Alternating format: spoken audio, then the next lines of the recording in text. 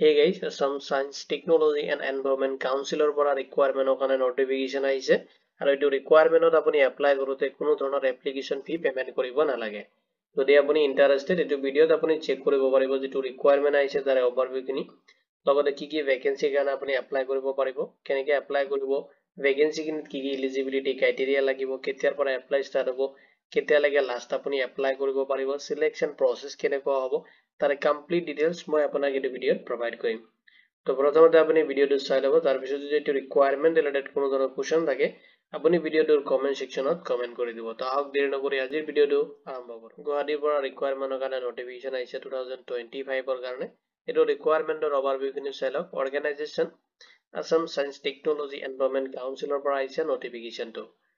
number of post দি আছে আপুনি 3 postৰ কাৰণে apply কৰিব পাৰিব যদি আপোনাৰ মিনিমাম যেটো এডুকেশনাল কোৱালিফিকেশন বিচাৰিছে যদি আপুনি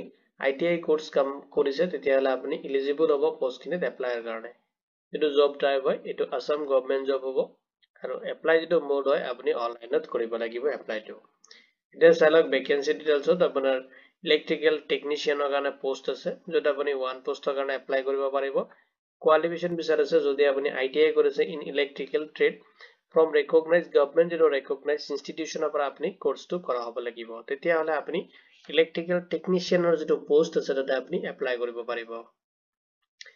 next dialog next jeto post ase electronic technician or karone jeta apunar number of post ase 1 apni 1 post or karone apply koribo paribo eto post ta apunar qualification bicharise jodi apni ITI korise in electronics or logote relevant trade or pora jodi apni kono dhoronor course complete korise তেতিয়াহলে আপনি electronics টেকনিশিয়ানৰ যেটো post আছে এটো পোষ্টৰ কাৰণে আপনি eligible হ'বেন আপনি apply কৰিব পাৰিব নেক্সট যেটো পোষ্ট আছে ওয়াৰ্ড ওয়াৰ্ক যেটো কাৰ্পেন্টাৰী টেকনিশিয়ানৰ কাৰণে পোষ্ট আছে যেটো আপোনাৰ 1 পোষ্ট দি আছে 1 পোষ্টৰ কাৰণে আপনি এপ্লাই কৰিব পাৰিব আৰু এটো পোষ্টত এপ্লাই কৰাৰ কাৰণে আপোনাৰ কোৱালিফিকেশন বিচাৰিছে যদি আপনি ITI কৰিছে ইন কাৰ্পেন্টাৰী বা ওয়াৰ্ড ওয়াৰ্কাৰ যদি আপনি বা তেনেকুৱা ইকুইভ্যালেন্ট কোনো ধৰণৰ ট্ৰেডৰ পৰা আপনি যদি কোনো ধৰণৰ কোৰ্স কমপ্লিট কৰিছে তেতিয়াহলে এটো পোষ্টৰ কাৰণে আপনি এলিজিবল হ'ব তো যেটো পোষ্ট দি আছে পোষ্ট খিনিত আপোনাৰ যেটো স্যালাৰি হয় এটো ফিক্স হ'ব আৰু ফিক্সড আপুনি ৰেমুনাৰেশন ৰিসিভ কৰিব 15000 পাৰ মান্থ আপুনি এটো স্যালাৰি ৰিসিভ কৰিব পোষ্ট খিনিত এপ্লাই কৰোতে আৰু কিছুমান এলিজিবিলিটি ক্ৰাইটেৰিয়া আছে আপুনি ফলো কৰিব লাগিব যত এজ লিমিট দি আছে মিনিমাম আপুনি 18 ইয়াৰ্স হলে পোষ্ট খিনিত এপ্লাই কাৰণে এলিজিবল হ'ব আৰু ম্যাক্সিমাম আপুনি 38 ইয়াৰ্স লৈকে এপ্লাই কৰিব পাৰিব আৰু এজটো আপুনি ক্যালকুলেশন কৰিব লাগিব এপ্লাইৰ যেটো লাষ্ট ডেট দি আছে এটো ডেট হিচাপত লগতে চালক এক্সপেৰিয়েন্স বিচাৰিছে আপুনি যেটো পোষ্টৰ কাৰণে এপ্লাই কৰিব হেতু ৰিলেটেড আপোনাৰ মিনিমাম 1 ইয়াৰ্স এক্সপেৰিয়েন্স থাকিব লাগিব লগতে আপোনাৰ স্কিল থাকিব লাগিব বেসিক কম্পিউটাৰ নলেজ থাকিব লাগিব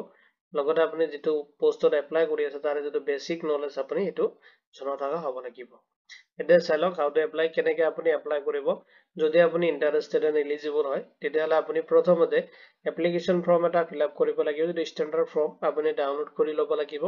যদি আপুনি জবলাট এসকেৰ যেটো পোৰ্টাল আছে মই এটো ভিডিওৰ ডেসক্ৰিপচনত মই লিংকটো প্ৰভাইড কৰি দিম তাতে আপুনি ভিজিট কৰি কিনে যেটো ষ্টেণ্ডাৰ্ড ফৰ্ম হয় আপুনি ডাউনলোড কৰি ল'ব আৰু যদি আপুনি ষ্টেণ্ডাৰ্ড ফৰ্মটো কেনেকৈ ফিল আপ কৰিব লাগে আপুনি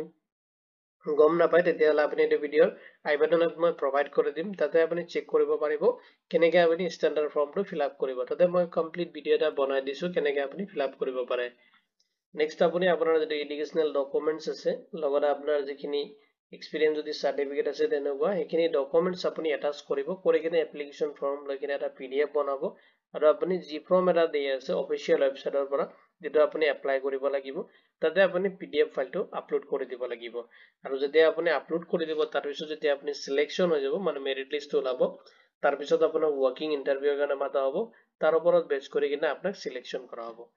এটো এপ্লিকেশন কৰোতে আপুনি কোনো ধৰণৰ এপ্লিকেশন ফি পেমেন্ট কৰিব নালাগে আৰু যেটো সিলেকশন প্ৰসেস হয় হেতুত আপুনি কোনো ধৰণৰ ৰিটেন এক্সাম এটেম্প কৰিব নালাগে দা চালক ইম্পৰ্টেন্স লিংক খিনি মই আপোনাক এটো ভিডিওৰ ডেসক্ৰিপচনত প্ৰভাইড কৰি দিম আপুনি তাতে চেক কৰিব পাৰিব এপ্লাই অলৰেডি অনলাইন ষ্টাৰ্ট হৈছে আপুনি এপ্লাই কৰিব পাৰিব যেটো লিংক মই আপোনাক এটো ভিডিওৰ ডেসক্ৰিপচনত প্ৰভাইড কৰি দিম তাতে ক্লিক কৰি কিনে আপুনি এপ্লিকেশনটো এপ্লাই কৰিব পাৰিব আৰু এপ্লাই যেটো লাষ্ট ডেট দি আছে 21 নৱেম্বৰ 2025 লৈকে আপোনাৰ এপ্লিকেশনটো লাষ্ট আপুনি সাবমিট কৰিব পাৰিব